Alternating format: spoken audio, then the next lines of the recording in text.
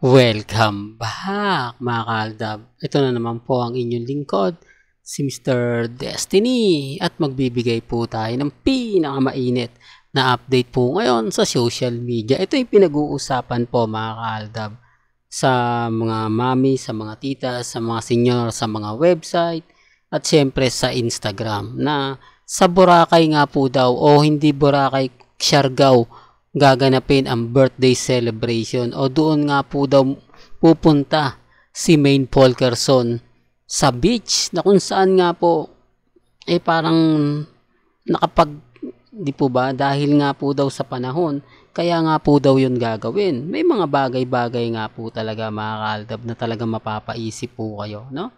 Sabi ko nga po sa inyo, dito lang yan sa channel ni Mr. Destiny.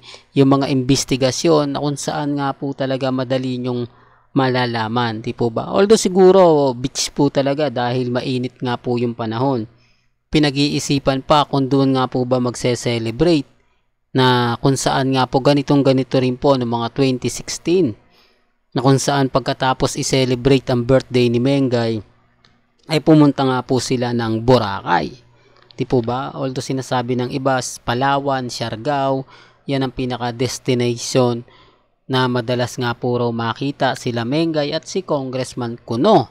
Pero wala naman po mga video, mga taong naandon, yung magtutur, hindi nga po daw o wala nga po daw mga photos na ebidensya at resibo. Sabi ko nga po sa inyo, may kanya-kanya tayong pananaw, may kanya-kanya tayong opinion. Sa ngayon, kalmado lang po tayo. Sa ngayon, masaya po ako sa mga nangyayari at nagaganap. Kaya nga po ako kampante lang, di po ba? O bakit ka naman kampante? Kasi pag sinabi mong beach, matik na yan, di po ba? Tapos nagse-celebrate. Ang dami pong nagre-react, no? Sa celebration na sinasabi natin. Wala namang pong pilitan. Di po ba? May kanya-kanya tayong pananaw, may kanya-kanya tayong opinyon. Kung sa tingin nyo na hindi paniwala yung sinasabi ko, wala namang pong problema. At sabi ko nga po at lagi kong pinipilit sa mga dumadaan at bumibisita, updated po tayo. Although throwback po itong pinapakita ko yan. Pero ito latest po yan kay Alden. Di po ba? Na kung saan maniniwala nga po ba kayo na mag-isa lang at mga grupo lang po ng kaibigan ni Alden ang kasama niya? Doon pa lang mapapaisip kayo, no? Doon pa lang masasabi nyo na parang may mali. Di po ba? Imposible naman na si Alden Richards lang ang pupunta dyan. Wala siyang kasamang something na ganito ganyan dahil nag-iisa nga lang po sa airport. Alam nyo naman po si Alden Richards, syempre kailangan talaga yan sabihin na natin si Mama Ten man lang sana yun nakita na magbabantay at syempre aalalay po sa kanya. Di po ba? Pero kaya sinabi ko, wala pong pilitan ha. May kanya-kanya tayong opinyon, may kanya-kanya tayong pananaw sa mga dumadaan sa channel natin, sa mga inis na inis sa channel natin. Hindi naman po ako namimilit eh. Diba? Dito naman po sa channel ni Mr. Destiny, walang pilitan. Kung ano lang po yung sa palagay po ninyo, kung ano po yung update po ninyo, dun lang po tayo. Sa ngayon, kalmado lang po kayo at kampante. Di po ba? Pero bago natin ituloy itong magandang update natin, kung bago ka lang sa channel na to, at isa kang true-blooded Aldab Nation na nagmamahal po kila Mengay at Isoy, tama po ang channel na pinuntahan mo, kaya consider na po kitang bagong subscriber. At huwag mong kalimutang i-share ang mga video po natin sa mga mami, sa mga titas, at sa mga senyor. Hindi na po ako magtataka mga kaaldab yung mga bali-balitang ganyan, kundi nga po sa Boracay, Palawan at Siargao, ginagawa na po talaga yan nila Mengay, hindi po ba? Huwag lang sa Batangas, hindi po ba? Kasi sa Batangas nga po, may mansion daw dyan o may hacienda nga po ang pamilya Atayde, hindi po ba? Na kung saan nga po malaki yung farm nila dyan.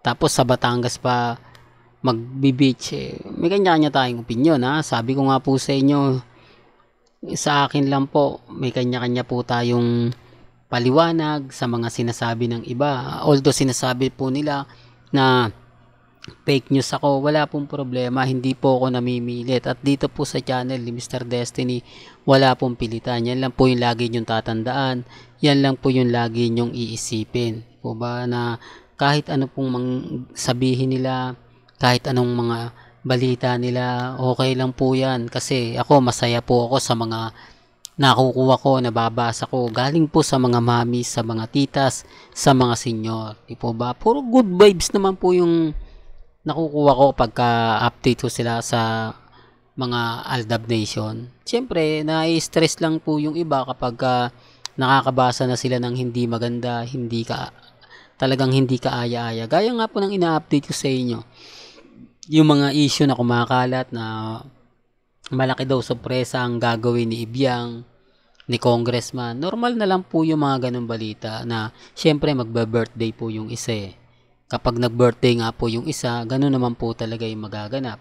Gano'n naman po talaga yung mangyayari. Di po ba? Basta sa akin, masaya na po ako sa mga sinasabi at pahayag ng iba.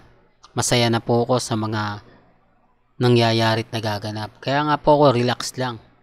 Di po ba? Kampante lang. Sa ngayon, bukas sa makalawa, kayo na po bahala mag-react yan. Kayo na po bahala magkomento. Ang importante lang naman po mga kaaldab, yung mga sinasabi ng iba, yung mga balita po ng iba. Tapos sasabihin nila, lahat daw ng sinasabi ko hindi totoo. Bakit nga po sila pumupunta pa sa channel natin? Bakit po ba sila nanonood pa? Bakit po ba nakikinig pa sila kung sa tingin nga po nila hindi ka panipaniwala? Di po ba? Kaya nga sabi ko sa inyo, doon po sa mga mommies since 2015 hanggang 2024 na Aldab Nation, doon lang po ako nagbibigay ng update. Doon lang po ako nagbibigay ng mga ganito dahil alam ko magkakaintindihan po kami. Dahil alam ko mas madali po kaming magkakaunawaan at magkakaintindihan. Taliwas po sa mga pinapakalat po ng iba na nako, clickbait yan, wag nyo sasubscribe kayo dyan, wag, kumbaga hayaan nyo yan, dapat yan ni-report. Gaya nga po ng pinaliwanag ko, wala po akong makukuha bagong subscriber, bagong viewers. Lahat po ng nanonood sa akin, puro mamis to, puro titas to. Lahat po ang karamihan dito nakakasama natin sa tamang panahon. Sa Philippines Arena, di po ba? Sa Broadway, yan yung mga panahong napakasaya po natin. Yan po yung panahong, kumbaga, sumusubaybay. Di po ba? Na talagang halos lahat po ng galawan nila Mengay at ni Alden nakatutok po talaga. Kaya nga po ako nagtataka bakit yung iba galit na galit. Alam naman po nila na totoo, lalo na po yung army. Di po ba? Kung magsalita po sila na hindi, ano yan? Totoo naman po yung mga sinasabi ko. Hindi naman po yan sasang-ayon ng army ng iba. Pero yung ibang army, tahimik lang kasi alam po nila yung totoo. Alam po nila yung buong kwento. Alam po nila na yung mga sinasabi ni Mr. Destiny, 101%. Di po ba? Kaya nga sabi ko sa inyo, hindi po basta-basta si Alden aalis ng walang kasama. Sa tingin nyo, kaya nga po malalaman natin pag nag-live na ang Eat Bulaga, doon nyo malalaman kung naandun nga po ba si Mengay o wala. Di po ba? Kasi yung iba po, tape na lang po yan. Tapos paano nga nakakapag-taping pa si Mengay? Di po ba? Tapos yung taping pa po ni Mengay, wala pa raw pong sundo, wala pa raw pong hatid. Grabe, no? Saan ka naman kasi makakita na walang kasupo-suporta yung mister mo sa'yo? Ni hindi ka binibigyan ng magandang effort, ni hindi ka binibigyan ng magandang ganito, magandang ganyan. Kaya nga po nalulungkot ako. Lalo na po pagka nababasa natin yung mga bagay-bagay na ganyan. Nakakalungkot dahil kung titignan nyo at susuriin naman parang may mali. Hindi po ba? Gaya nga po ng sinasabi ko at pinapaliwanag, may kanya-kanya tayong opinyon. May kanya-kanya tayong pananaw. Sa mga ayaw pong maniwala, sa mga nagsasabi na fake news ako, okay lang po yan. Po ba? Alam ko naman po lahat ng sabihin ko, lahat ng ihatid ko, fake news para sa kanila. Pero ang totoo, si Mengay at si Richard Paul Carson lang po ang 101% real life couple. Di po ba? Kapag sinasabi ko, ang dami nagagalaiti. Ang daming inis na inis at galit na galit.